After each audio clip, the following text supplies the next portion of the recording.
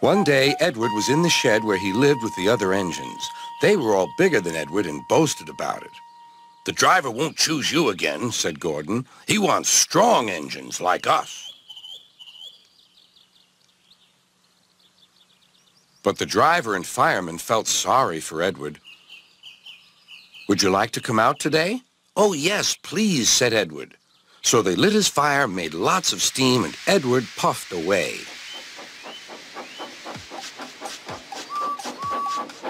The other engines were very cross at being left behind.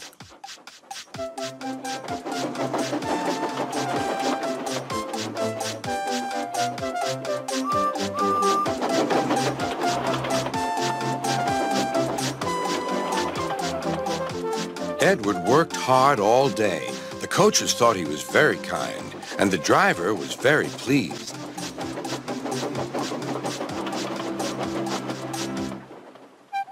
"I'm going out again tomorrow," Edward told the other engines that night. "What do you think of that?" But he didn't hear what they thought, for he was so tired and happy that he fell asleep at once. Next morning, Edward woke up to find nothing had changed. Gordon was still boasting. "You watch me, little Edward, as I rush through with the express. That will be a splendid sight for you." "Goodbye, little Edward. Look out for me this afternoon."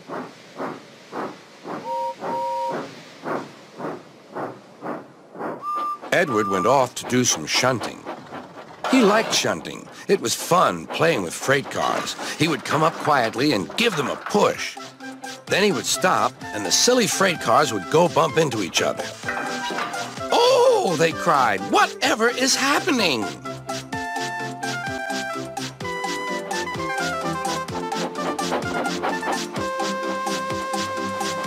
Edward played till there were no more freight cars. Then he stopped to rest. Presently, he heard a whistle. Gordon was cross. Instead of nice shining coaches, he was pulling a dirty freight train. "A freight train, a freight train, a freight train," he grumbled. "The shame of it, the shame of it, oh, the shame of it." Edward laughed and went to find some more freight cars. Then there was trouble. "Gordon can't get up the hill," the porter called to Edward's driver. "Will you take Edward and push him, please?" They found Gordon halfway up and very cross. His driver and fireman were talking to him severely. "You're not trying." "I can't do it," said Gordon. "The noisy freight cars hold an engine back so." Edward's driver came up. "We've come to push." "No use at all," said Gordon. "You wait and see," replied Edward's driver. They brought the train back to the bottom of the hill.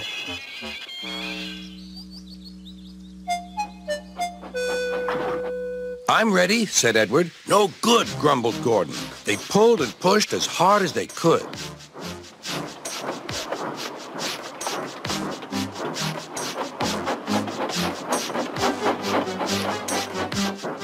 "I can't do it! I can't do it! I can't do it!" puffed Gordon. "I will do it! I will do it! I will do it!" puffed Edward.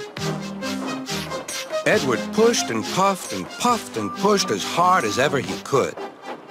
And almost before he realized it, Gordon found himself at the top of the hill. "I've done it! I've done it! I've done it!" he said proudly. He forgot all about kind Edward and didn't say thank you.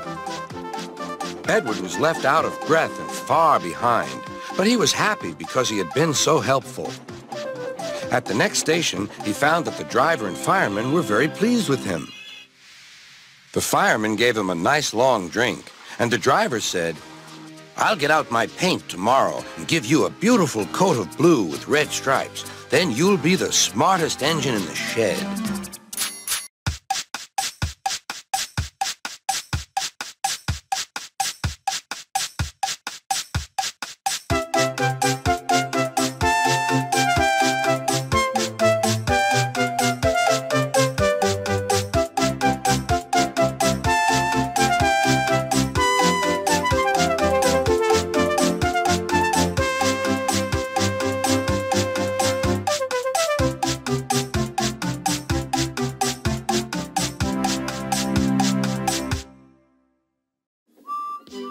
Edward was getting old. His bearings were worn, and he clanked as he puffed along. He was taking empty cattle cars to a market town. The sun shone, birds sang. But Edward was heading for trouble. Come on, he puffed. Oh, screamed the cars. Edward puffed and clanked. The cars rattled and screamed. Some cows were grazing nearby. They were not used to trains. The noise and smoke disturbed them. As Edward clanked by, they broke through the fence and ran across the line. A coupling was broken and some cars were left behind. Edward felt a jerk, but didn't take much notice. He was used to cattle cars. Bother those cars, he thought. Why can't they come quietly? He was at the next station before either he or his driver realized what had happened. When Gordon and Henry heard about the accident, they laughed and boasted. Fancy allowing cows to break your train. They wouldn't dare do that to us. We'd show them. Old Toby was cross. You couldn't help it, Edward. They've never met cows. I have, and I know the trouble they are.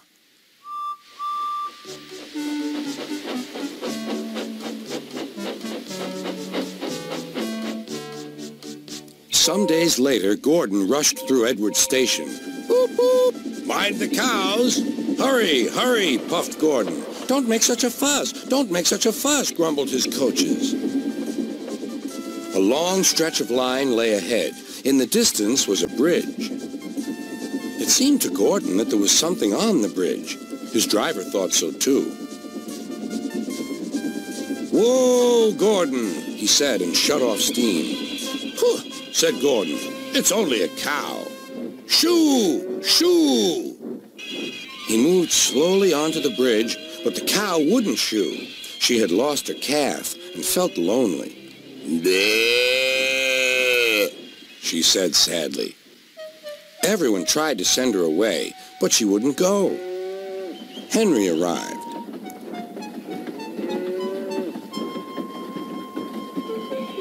What's this? A cow? I'll soon settle her. Be off! Be off!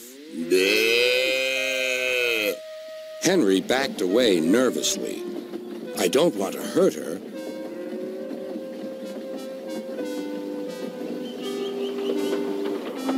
At the next station, Henry's conductor told them about the cow and warned the signalman that the line was blocked. That must be Bluebell, said the porter. Her calf is here, looking for her mother. Percy will take her along.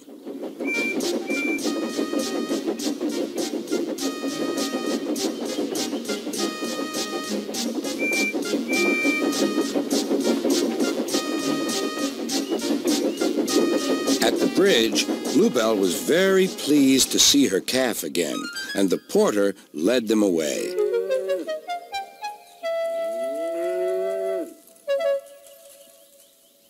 Not a word. Keep it secret, whispered Gordon and Henry to each other. They felt rather silly, but the story soon spread.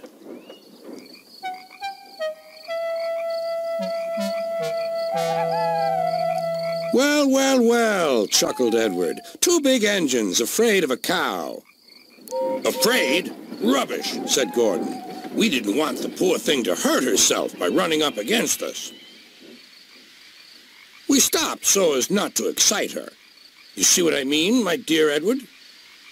Yes, Gordon, said Edward. Gordon felt somehow that Edward saw only too well.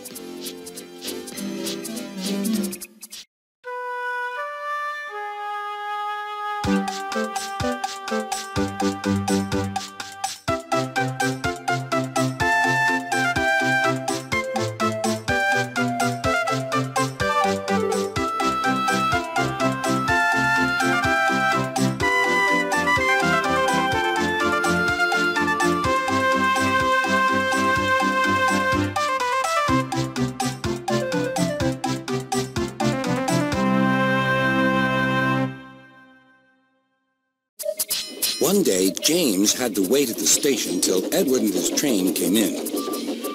This made him cross. Late again! Edward laughed and James fumed away.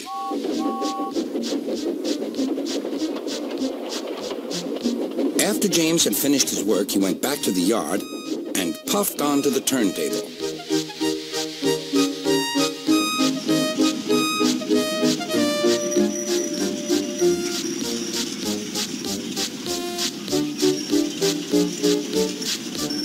He was still feeling very bad-tempered.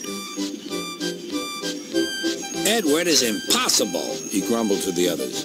"He clanks about like a lot of old iron, and he is so slow, he makes us wait." Thomas and Percy were indignant. "Old iron? Slow? Why, Edward could beat you in a race any day." "Really," said James, "I should like to see him do it."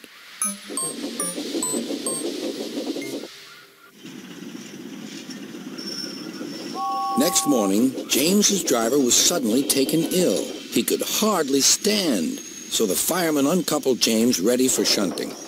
James was impatient. Suddenly, the signalman shouted. There was James puffing away down the line. "All traffic halted," called the signalman. Then he told the fireman what had happened. Two boys were on James's footplate fiddling with the controls. Phew! They tumbled off and ran when James started. The signalman answered the telephone. "Yes? He's here." "Right. I'll tell him. The inspector's coming at once. He wants a shunter's pole and a coil of wire rope." "What for?" wondered the fireman. "Search me, but you'd better get them quickly." The fireman was ready when Edward arrived.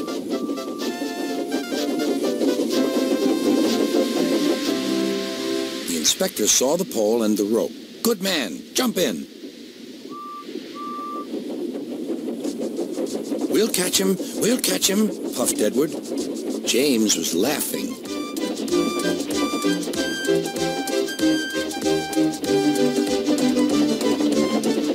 "What a lark! What a lark!" he chuckled to himself. Suddenly, he was going faster and faster. He realized that he had no driver. "What shall I do? I can't stop! Help! Help!" We're coming, called Edward.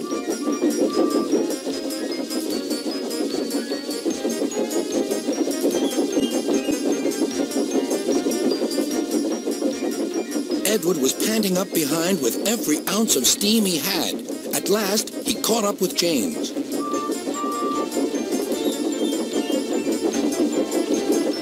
"Steady, Edward," called his driver. The inspector stood on Edward's front, holding a noose of rope in the crook of the shunter's pole. He was trying to slip it over James's buffer. The engines swayed and lurched. At last, "Got him!" he shouted. He pulled the noose tight. Gently braking, Edward's driver checked the engine speed, and James's fireman scrambled across and took control.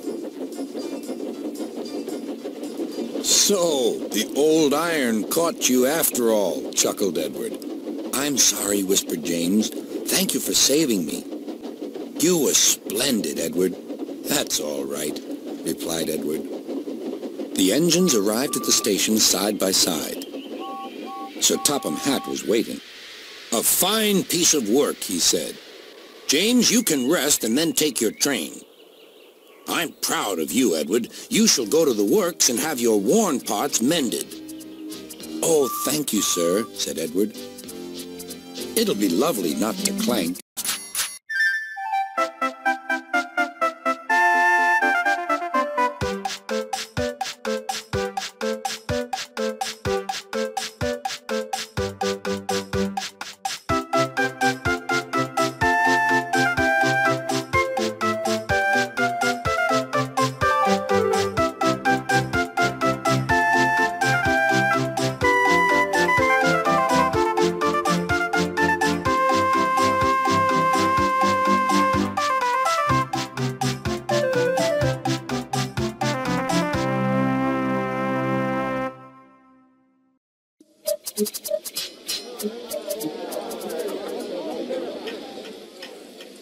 Sir Topham Hatt sat in his office listening to the noise outside.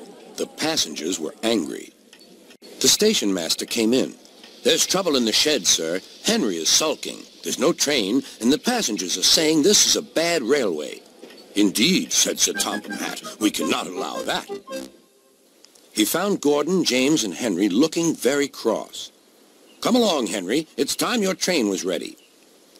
"Henry's not going," said Gordon. "We won't shunt like little tank engines. That was Thomas's job. We're important tender engines. You fetch our coaches and we will pull them. Tender engines don't shunt." "We'll see about that," said Sir Topham Hatt. "No engine on my railway is too important for small jobs." And he hurried away to find Edward. The yard has never been the same since Thomas left to run his branch line, he thought sadly. Edward was shunting. "Leave those freight cars, please, Edward," said Sir Topham Hatt. "I want you to push coaches for me in the yard." "Thank you, sir. That will be a nice change." "That's a good engine. Off you go, then."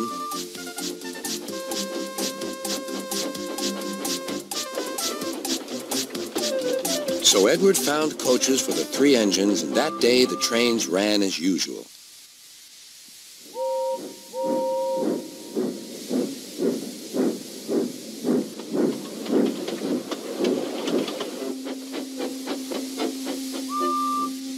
But next morning, Edward looked unhappy. Gordon came clanking past, hissing rudely. "Bless me," said Sir Topham Hatt. "What a noise!" "They all hiss me, sir," answered Edward. "They say tender engines don't shunt, and last night they said I have gray wheels. I haven't, have I, sir?" "No, Edward, you have nice blue ones, and I'm proud of you.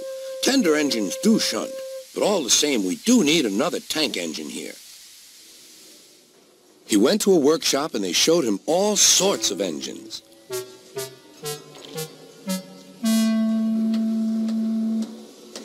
At last he saw a smart little green engine with 4 wheels. "That's the one," he thought. "If I choose you, will you work hard?" "Oh, sir. Yes, sir." "That's a good engine. I'll call you Percy." "Yes, sir. Thank you, sir." And Sir Topham Hatt brought Percy back to the yard. "Edward," he called, "here's Percy. Will you show him everything?" Percy soon learned what he had to do, and they had a happy afternoon.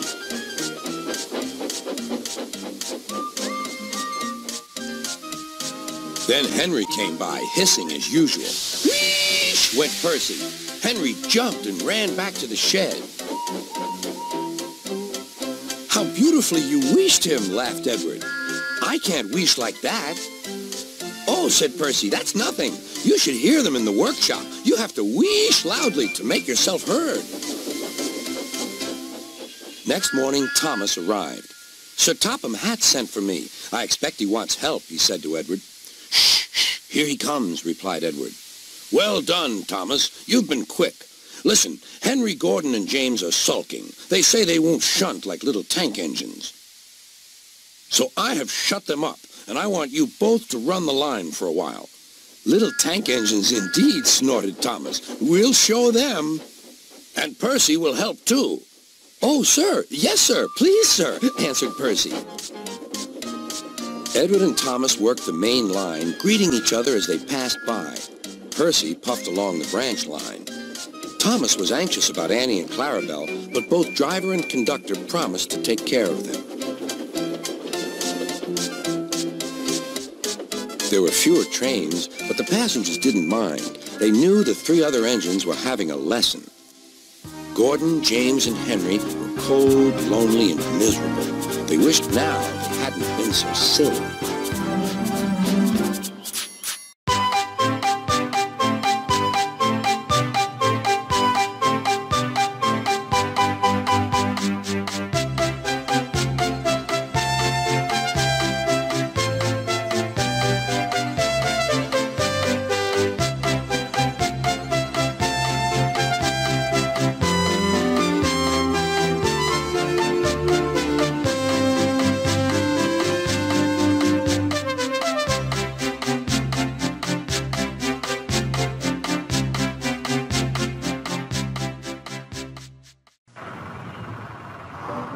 Trevor the traction engine is old-fashioned, but he doesn't care. He knows that he is really useful, like his friend Edward, the blue engine. Early one morning, Trevor was chuffing about the vicarage orchard. He had important news for Edward. The vicar says that not all children are able to have holidays by the sea, so he's having a garden party to raise money for a seaside trip. I'm going to be the star attraction, chatted Trevor, giving rides to all the visitors. The vicar is putting up posters all about it. I'd like to help too, sighed Edward, but without my rails, I wouldn't be much good at a garden party.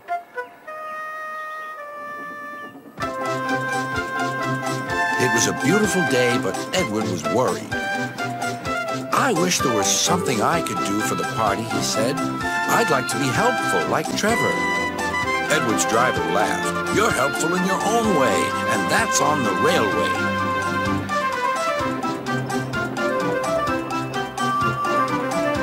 Next day, it was Trevor's turn to look disappointed. He had bad news. The vicar's been so busy that he forgot to put up the posters. Now no one will know about the party. But Edward had an idea. Don't worry, he said. Everything is going to be all right. Then he explained to his driver. The vicar can paste his posters on my cab and coaches, so wherever I go, they'll go too. Well done, Edward, said his driver. I'm sure Sir Topham Hatt will agree. As indeed he did. Edward steamed happily through the stations collecting his passengers. Look, they said, the vicar is holding a party. We must go to that. Later, Trevor was resting in the orchard shed when Bertie rolled by. Hello, Trevor. Why are you dozing there like an old stick in the mud? I'm not dozing. I'm resting, replied Trevor. Then he told Bertie about the vicar's party. I'll be there too, boasted Bertie. I'm not sure people will want to ride on an old traction engine after traveling in a smart red bus like me. The party day arrived. It had rained heavily during the night, and the orchard ground was soaked. Rain and mud won't spoil my day, said Trevor. No, indeed, agreed his driver. We'll stay on the road, then we won't get bogged down.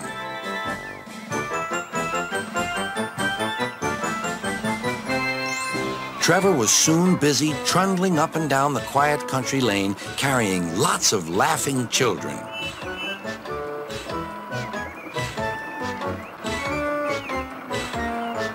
He was just turning a corner when he heard Bertie.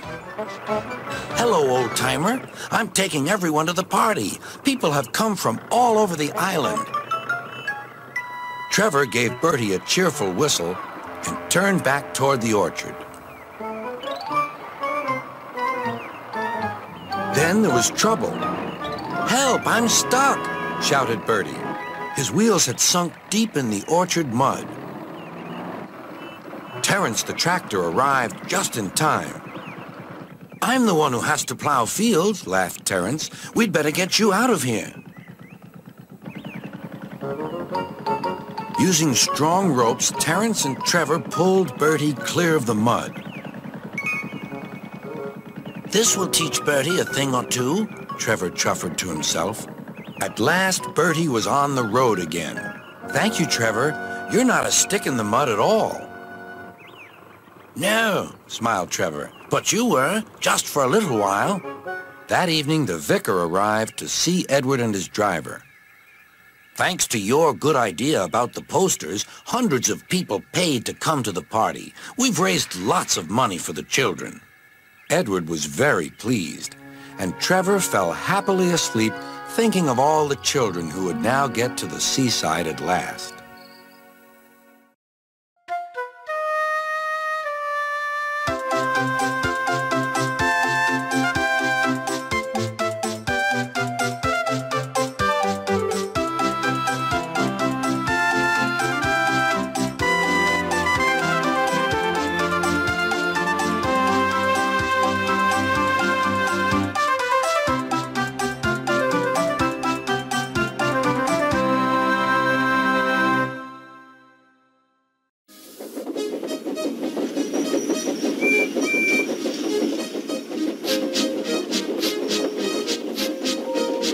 Sir Topham Hatt works his engines hard, but they are very proud when he calls them really useful. I'm going to the scrapyard today, Edward called to Thomas. What, already? You're not that old, replied Thomas cheekily. Thomas was only teasing.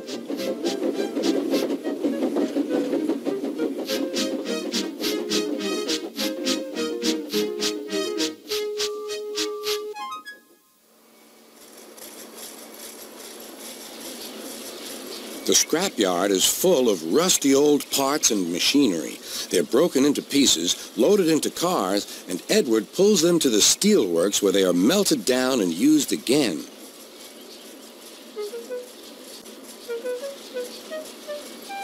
Today, there was a surprise waiting for Edward in the yard.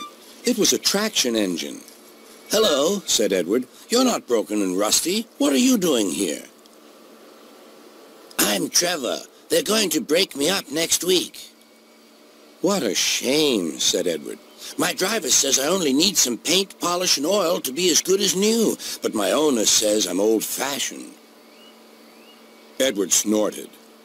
People say I'm old-fashioned, but I don't care. Sir Topham Hatt says I'm a useful engine. What work did you do? My owner would send us from farm to farm. We threshed corn, hauled logs, and did lots of other work. The children loved to see us. Trevor shut his eyes, remembering. Oh, yes, I like children. Edward set off for the station. Broken up, what a shame. Broken up, what a shame. I must help Trevor. I must. He thought of all his friends who liked engines, but strangely, none of them would have room for a traction engine at home. It's a shame, he hissed. Then, beep, beep. Why didn't I think of him before? There on the platform was the very person.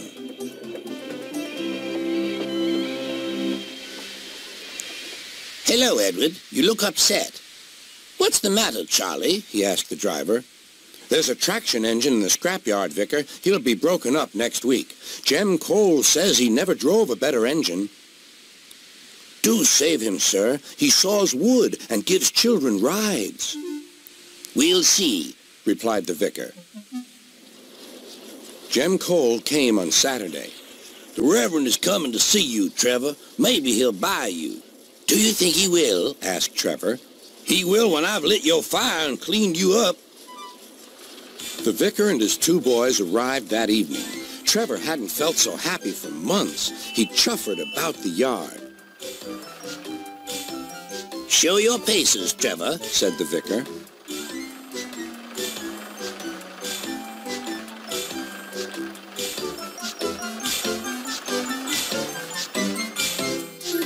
Later, he came out of the office smiling.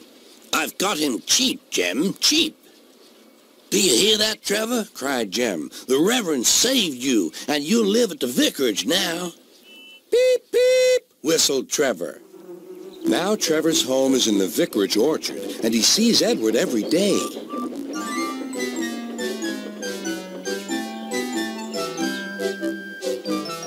His paint is spotless, and his brass shines like gold. Trevor likes his work, but his happiest day is the church fair. With a wooden seat bolted to his bunker, he chuffers round the orchard, giving rides to children.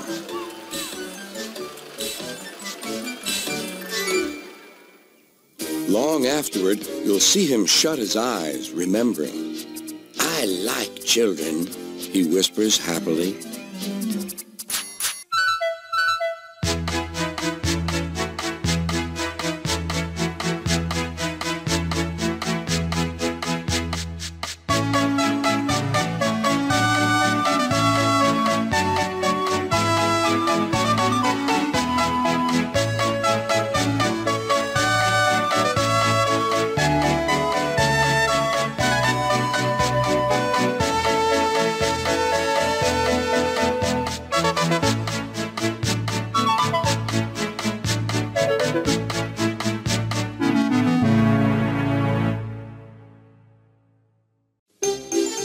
Bertie the bus was giving some visitors a tour of the island of Soda.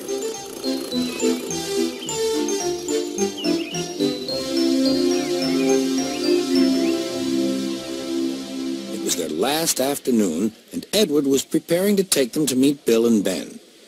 He found it hard to start the heavy train. Did you see him straining? Asked Henry. Positively painful, Remarked James. Just pathetic, Grunted Gordon. He should give up and be preserved before it's too late. Shut up, burst out Duck. You're all jealous. Edward's better than any of you. You're right, Duck, said Boko. Edward's old, but he'll surprise us all. I've done it. We're off. I've done it. We're off, said Edward as he finally puffed out of the station.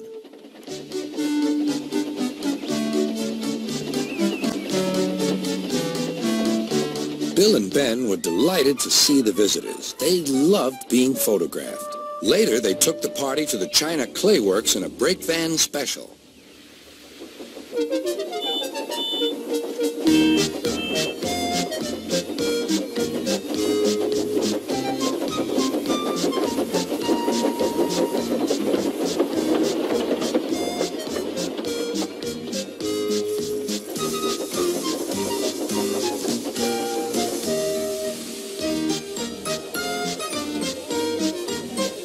Everyone had a splendid time, and the visitors were most impressed.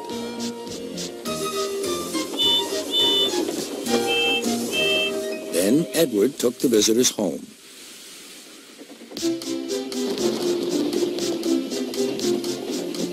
On the way, the weather changed. Wind and rain buffeted Edward. His sanding gear failed, and his fireman rode in front, dropping sand on the rails by hand. Suddenly, Edward's wheels slipped fiercely, and with a shrieking crack, something broke. The crew inspected the damage. Repairs took some time. One of your crank pins broke, Edward, said his driver. We've taken your side rods off. Now you're like an old-fashioned engine. Can you get these people home? They must start back tonight. I'll try, sir, promised Edward. Edward puffed and pulled his hardest, but his wheels kept slipping and he could not start the heavy train. The passengers were anxious. The driver, fireman, and conductor went along the train, making adjustments between the coaches. We've loosened the couplings, Edward. Now you can pick up your coaches one by one, just as you do with freight cars. That'll be much easier, said Edward. Come on, he puffed and moved cautiously forward. The first coach moving helped to start the second, and the second helped the third.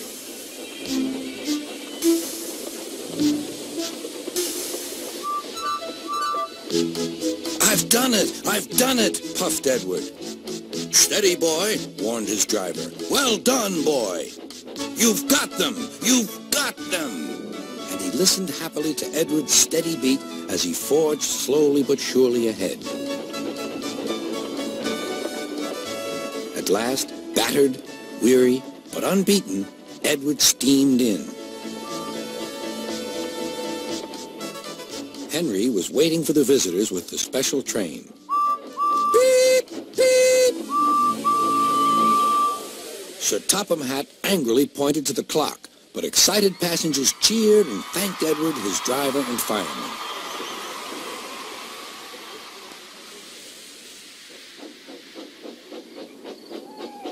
Duck and Boko saw to it that Edward was left in peace. Gordon and James remained respectfully silent.